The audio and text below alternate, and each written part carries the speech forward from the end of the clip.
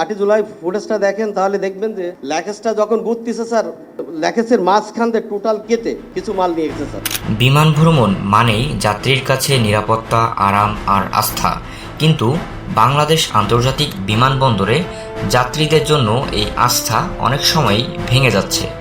যখনই তাদের check in luggage থেকে হারিয়ে যাচ্ছে দামি জিনিসপত্র কিংবা স্বর্ণালঙ্কার।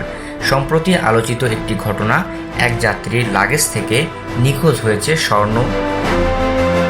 যাত্রী অভিযোগ করলেও বিমানবন্দর কর্তৃপক্ষ দাবি করেছে তাদের এলাকায় এমন কোনো ঘটনা ঘটেনি। তদন্ত এখনও চলমান, কিন্তু এটাই প্রথম নয়। বছরের পর বছর ধরে বহু যাত্রী অভিযোগ করছেন ঢাকার হজরত শাহজালাল আন্তর্জাতিক বিমানবন্দর সহ দেশের বিভিন্ন বিমানবন্দরে লাগেজ কাটার মাধ্যমে জিনিস চুরি হচ্ছে। কেউ হারাচ্ছেন দামি ঘড়ি, ক্যামেরা, আবার কেউ হারাচ্ছেন সোনার গহনা কিংবা নগদ অর্থ। প্রবাসীদের মধ্যে এই ভোগান্তি সবচেয়ে বেশি।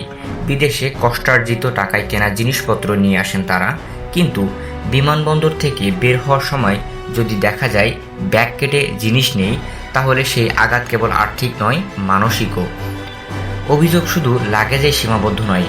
2023 সালে আলোচনায় আসে কাস্টমস ভল্ট থেকে প্রায় 55 কেজি স্বর্ণ নিখোঁজ হওয়ার ঘটনা। যেখানে বিমানবন্দরের ভেতর থেকেই এত বিপুল পরিমাণ স্বর্ণ অদৃশ্য হতে পারে, তাহলে যাত্রীদের লাগেজ যে নিরাপদ নয়, এ নিয়ে আর সন্দেহের অবকাশ থাকে না। কর্তৃপক্ষের দাবি করেছে এখন নিরাপত্তা অনেক কড়াকড় হয়েছে, তবে বাস্তবতা হলো যাত্রীদের আস্থা তৈরি হচ্ছে না। এক পক্ষ অন্য পক্ষকে দায় দিয়ে চলে গেলে সমস্যার সমাধান হয় না, বরং ক্ষতিগ্রস্ত হচ্ছে সাধারণ যাত্রীরাই।